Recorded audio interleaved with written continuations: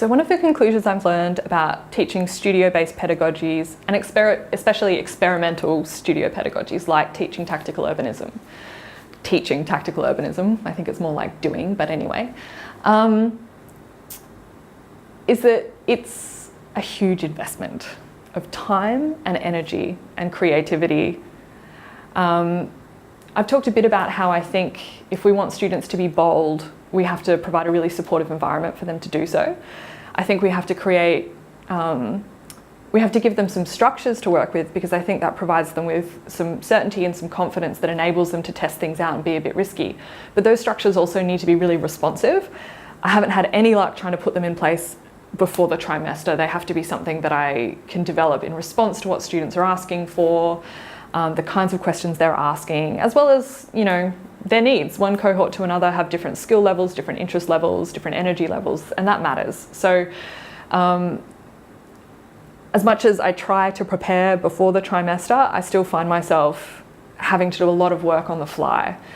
I'm not sure that I haven't found an alternative to that if I want it to be responsive and enabling. But I think it's worth acknowledging that is a big time commitment and a big energy commitment. After the end of 6 or 7 hours doing really intense collaborative work, unpredictable work with students, I'm exhausted. You know, I mean, I love it. This is a kind of teaching that gives me a lot of energy and hope too. It's really helpful and generative for my research practice and for just being a human being, these kinds of encounters and interactions. But they're intense. They're intense. And I think there's a lot to be gained from these modes of teaching, but I also think it's worth acknowledging that the directions universities are going are away from this kind of really intense face-to-face engagement with students. We're pushed to put more online, and there's a lot that's valuable in those modes of learning and teaching, but I'm not sure how to make it work for this kind of practice. So much of it's about developing relationships with the students. And they're not interchangeable. You can't just switch out members of staff, right? People form a relationship with individuals, and we need to respect that. So I think problem-based learning approach, the fact that it is so open-ended, that it creates this uncertainty, that we have to do all this work to get everyone on board with each other, really valuable. Wouldn't want to do it any other way.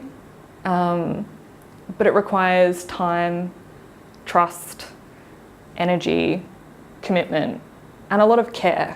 And that's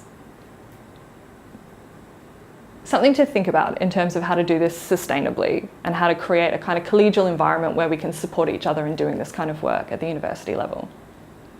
I think one of the other conclusions from my learning and teaching practice on this is that I'm always learning a lot. This kind of experimental practice relies on me bringing in work from my research, work from my personal hobbies and passions into the classroom, which is messy.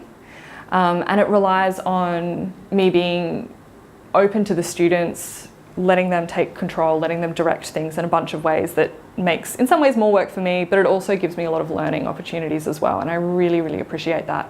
Some of what the students have come up with has been absolutely breathtaking. Like, you know, I study tactical urbanism, I do tactical urbanism, and some of the ideas the students have come up with have been totally and utterly original. Something that they've found in themselves and in each other, and that is so fun and so great, and just one of the most exciting, rewarding things about getting to be a teacher is when the students surprise you.